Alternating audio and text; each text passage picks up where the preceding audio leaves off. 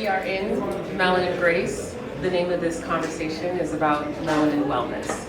So it feels appropriate to start with you, Dr. Ann, and just talking about exactly what melanin is from a scientific point of view, and just sort of sharing with us exactly how we should be thinking about melanin.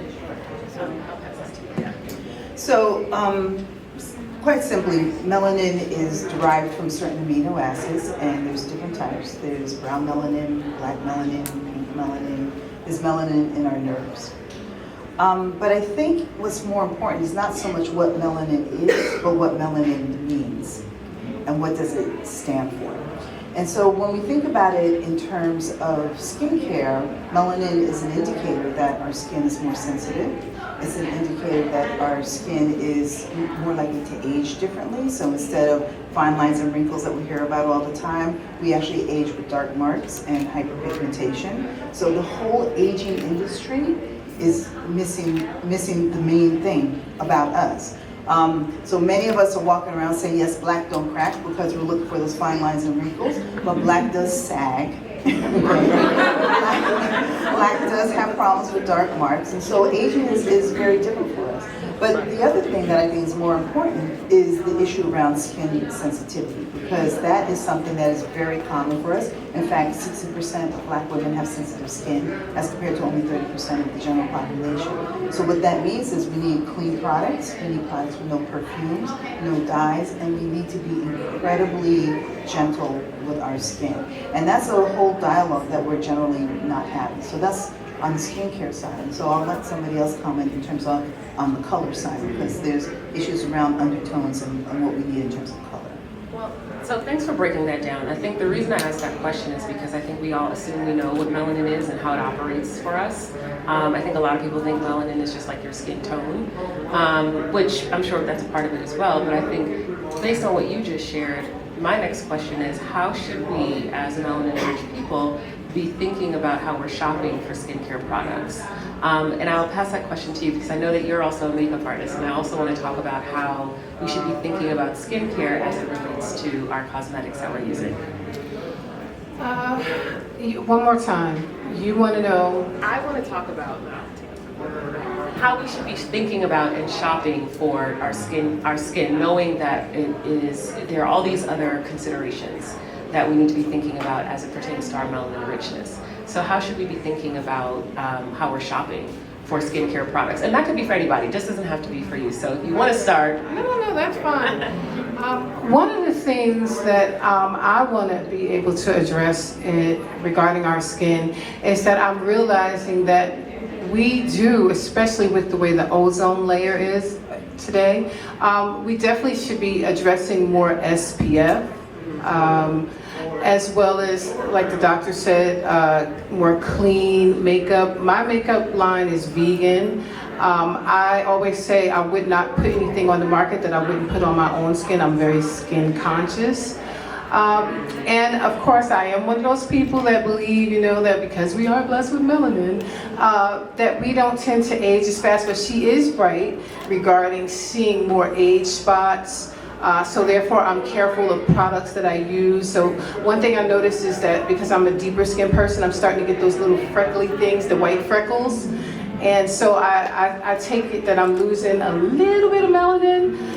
So I am careful of how much I lie out in the sun. I'm careful of making sure that I don't use bleaching products or products with bleaching agents. And I just try to make sure, I hate to say the word Sephora clean, but I've been conscious lately to read what's on the good and the bad list. And so those are the things that I am, making sure that are in my products personally. Got it. Can you guys hear me without the mic? Yeah. Yes, okay. No. You guys can hold on to it because anyway. So you mentioned clean, and I feel like that's a very popular word within the beauty space. And I know Niambi with Pholk, a lot of your products, you talk about clean. Pholk is here. A lot of other clean products are here at Melanin Grace, which you'll also be shopping after. And so I want to talk about that concept as it relates to us and our health and our skincare, and how you sort of approach your brand as it pertains to clean beauty. I love that question. So I was born in Atlanta, I grew up in Kentucky. I'm like 6th generation African American from the South. And I grew up in an area where most black folk were green folk. You know, everybody has a garden. We grew up understanding how to nourish ourselves from the inside and out using the ingredients that we grow in our garden and on our farms. So I didn't really think about, I didn't know what natural beauty was or clean beauty. It just was. It's what we did. It was part of our culture. When we would go to, you know, Dwayne Reed or whatever, yes, we would shop in the beauty aisle there, but we would always have to hack those products. You know, we'd always have to add in an aloe vera or a rose water or a witch hazel. And that just, for me, that was folk beauty. That was how we took care of our skin. Because we grew up knowing that those products that are in the aisle are not formulated for us. So we would just supplement, right? And for me, you know, I lived outside of the U.S. for about 12 years, and going to apothecaries, shopping at herbal markets, it was really easy. It was really affordable. And, you know, I'm almost 50 years old, and it was just a very easy way for me to take care of my skin. So coming to New York, I thought, of course, I'm gonna have the best of the best. And the products that I was shopping, they were breaking my skin out, you know? Like, I didn't understand. So I decided to take my skin into my own hands, left academics, went to beauty school, and I was shocked that the instructors don't even teach what melanin is. Like, the way that Dr. Ann broke it down is more information than I received at, you know, at this major aesthetic school. And so I had to do my own deep dive, especially after being in clinic and seeing the black woman, the Asian woman, the Indian woman, every single client that would come into the student clinic, if they were melanated, they would automatically get the harshest ingredients without even assessing their skin. And part of that is because we were not taught how to recognize sensitivity on melanated skin, how to recognize aging on melanated skin.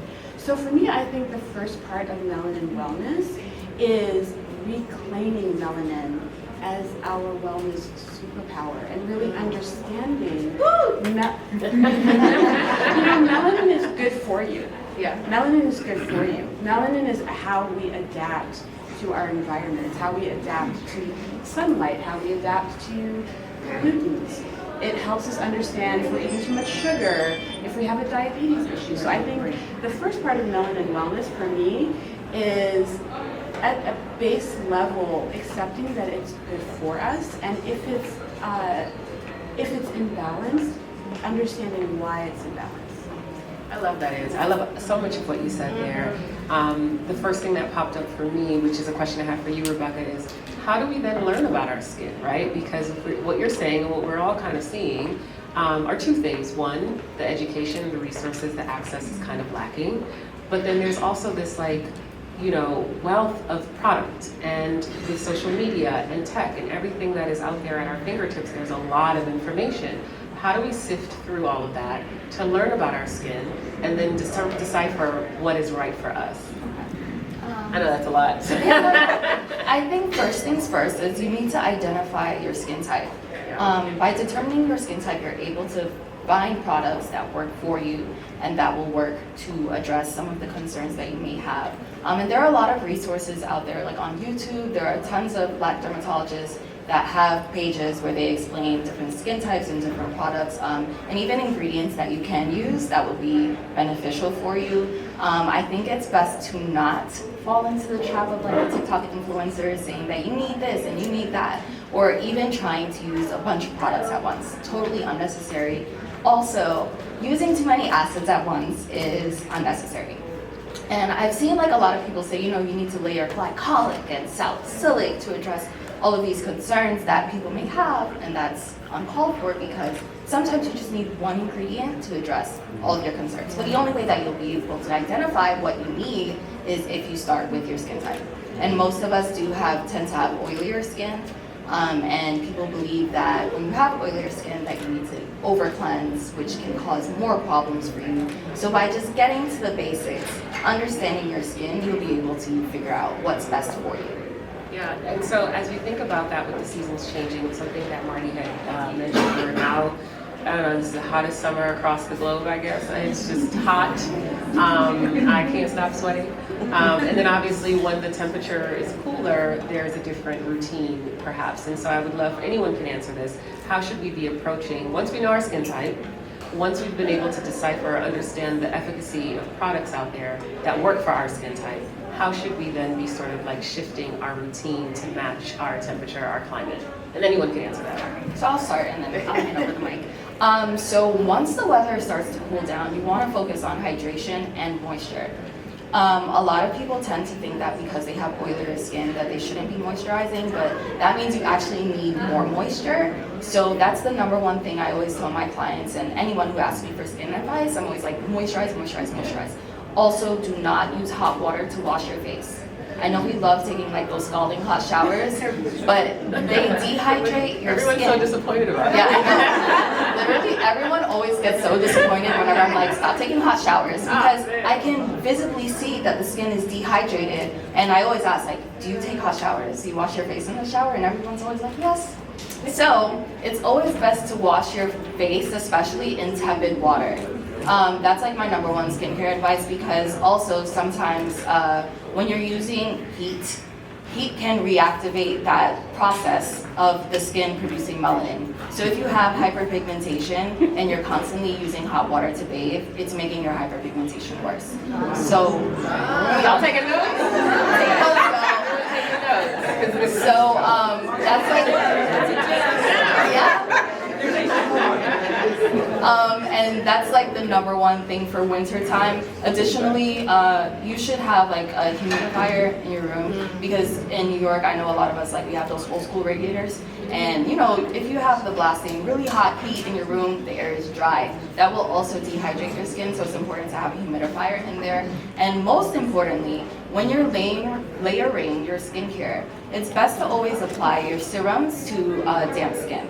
And that will help your moisturizer lock in all of the moisture, and it will allow your products to work efficiently. I think that's all I have for That's a lot. That's Yeah. all important. And I think Yes, and it's dry skin, no, it's dry skin, oily skin, sensitive skin, hydration. for all skin types. It's not just for dry skin, Yes. and it's definitely not just for oily skin. Everyone needs to make sure that they're focusing on both hydration and moisture. It's so important because you also want to make sure that you are protecting your skin's barrier, and that also impacts the way that your skin looks and feels. So if you want glowy skin, you need your barrier to be intact, and the only way you can do that is with moisture.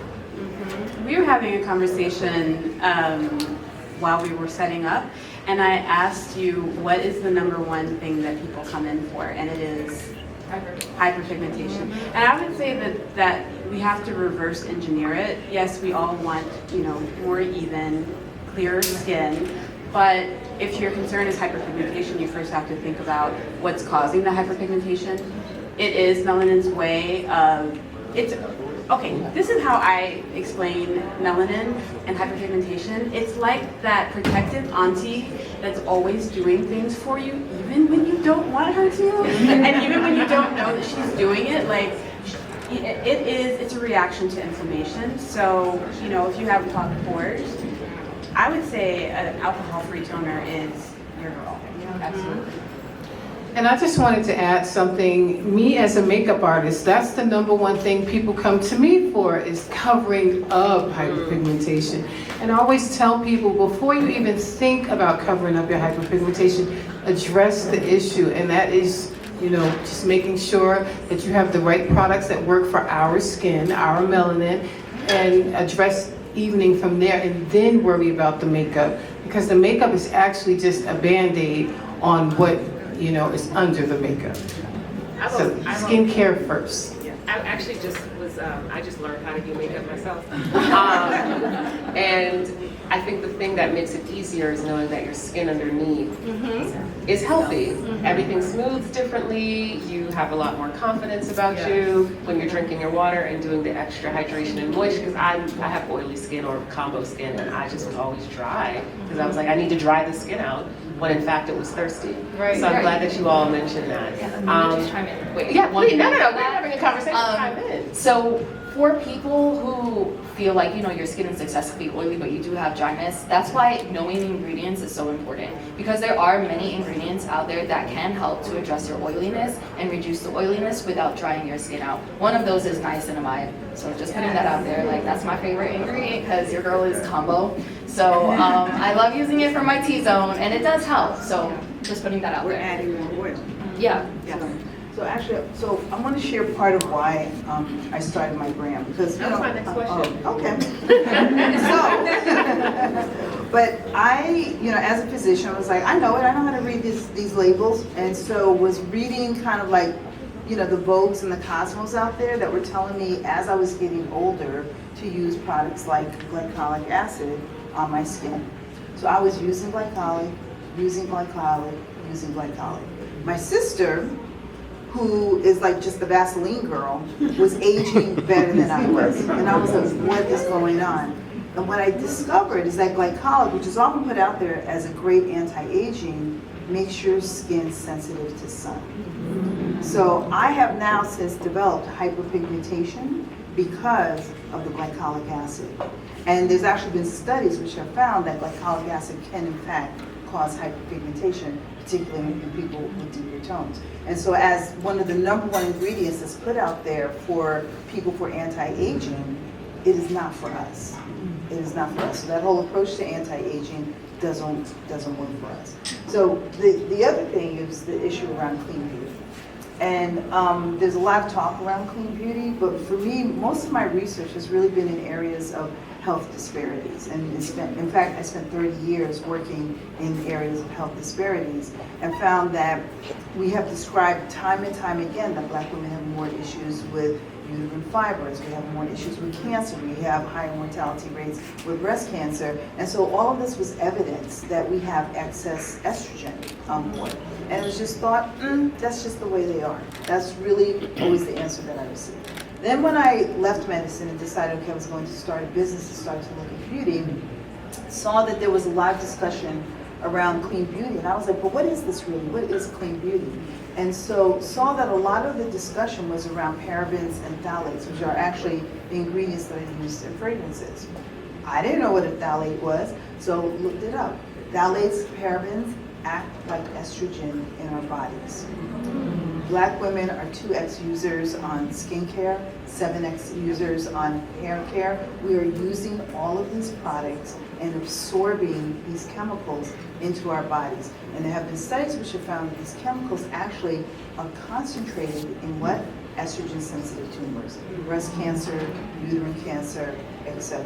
And in fact, there's been studies that were done right here in Brooklyn which found that Black and Latin women have paraben levels that are 4 to 8 times higher than the general population. Now, the next question someone will ask is, well, do these chemicals cause cancer? The answer is, we don't know. The studies have never been done. That is not a no. And so some people will say, well, it's never been shown to prove cancer. It's never been shown to not prove cancer. There's a difference. And we are in the gray zone. So for me, clean beauty is not about being cute and wearing comfortable shoes and being Gwyneth Paltrow and all of that sort of stuff. It is a health imperative for Black women. So if there is nothing else that you all do after today's session, just walk away, read your labels, never let a paraben come into your household for you, your loved ones, or your children. Thank you so much for saying that. I think, yes. We'll get to, please remember your question. I want to definitely get to questions in a second, but I think that's so important because, again, there's a lot of product on the market. There's a lot of words with a lot of letters on the market. And so how do you begin to understand what that means for your skin type, as you talked about, Rebecca? And then, how do you incorporate a lifestyle that is very conscious of that? And I also want to get to sunscreen. That's important. I mean, all the time, especially when we were home during COVID, I think a lot of people were forgetting to use sunscreen in front of those computers, but I would love for anybody here to talk about sunscreen in general and how we in particular should be thinking about and using sunscreen. Or what do we know about sunscreen that's wrong? What are some myths or some things that need to be debunked about that? Okay, I'll start because I love sunscreen. Everyone loves sunscreen. And you know, the popular misconception is that Black people do not need to use sunscreen. That is false. We do need sunscreen just like everyone else. Melanin does help to give us some UV protection, but we still need that additional protection. So it's super important for you to apply sunscreen to your face and neck and ears.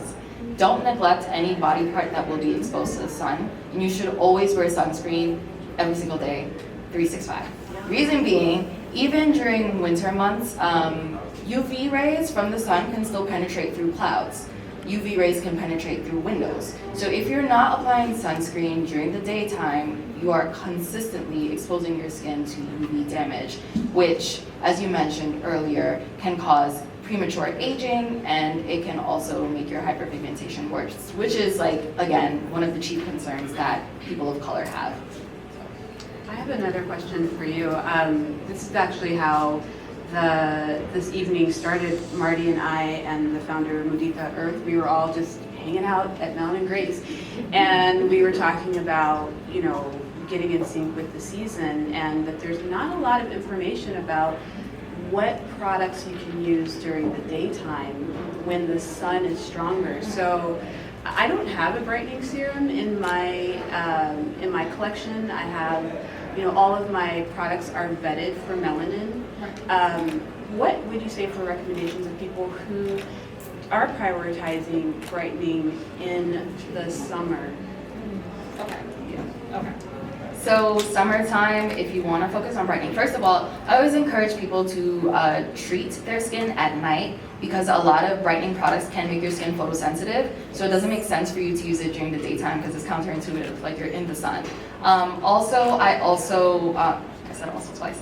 I like to focus on treating the skin at night because that's when your body is healing and repairing itself. So to me, it makes sense to follow your body's circadian rhythm by treating at night. But to answer your question, during the daytime, I do encourage people to use like vitamin C, even though it's not the most potent ingredient to brighten hyperpigmentation. I love vitamin C for the daytime. I also kind of... Under their SPF. Under the SPF, of course. Under the moisturizer, then the SPF, actually. And then another ingredient that I like to tell people to use is azelaic acid. I think it's pretty great to use during the daytime. I haven't seen anyone have any adverse reactions to sun and azelaic. And yeah, like I said, all the other ingredients use at nighttime. Yeah. Doctor, and I have a question. What's the difference between mineral and chemical sunscreen? How much time do we have? So,